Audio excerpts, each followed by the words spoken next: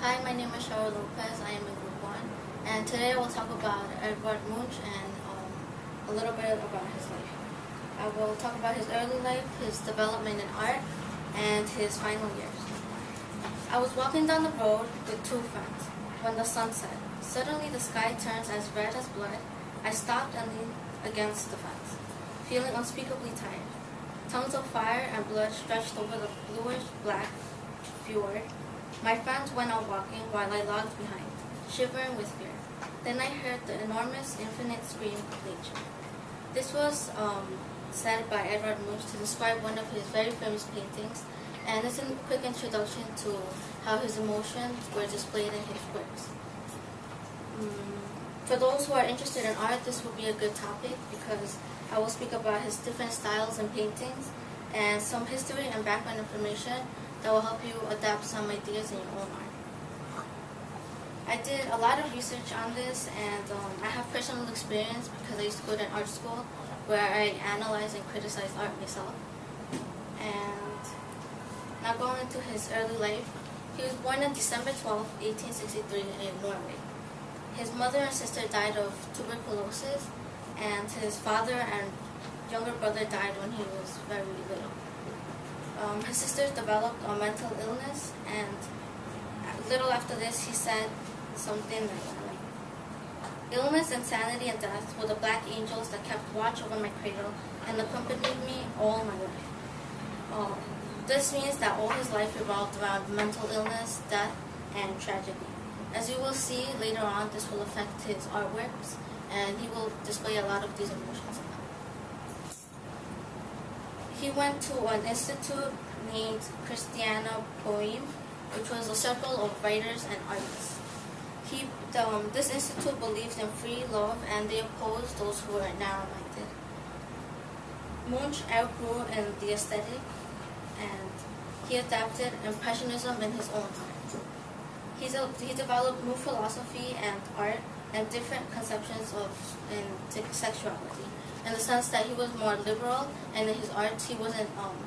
He was he would show a lot of things that many people in that day wouldn't find okay.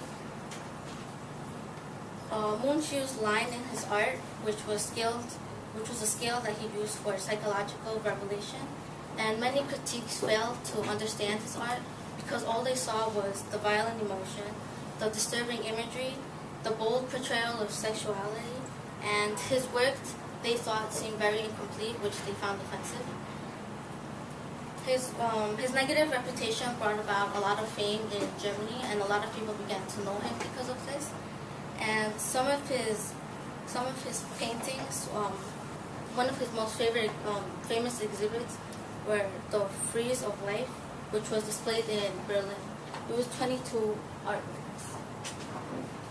As you can see right here, you will see The Scream, which is a very, very famous work of his. Death in the Sick Room, which was, he did this thinking about his own family and the tragedy that went on with this. This showed melancholy, anguish, and jealousy. Some other paintings were some that displayed love. As you can see in The Voice, there's a lot of nature and nice background stuff. And the woman Madonna, which many people said that he was in love with her. And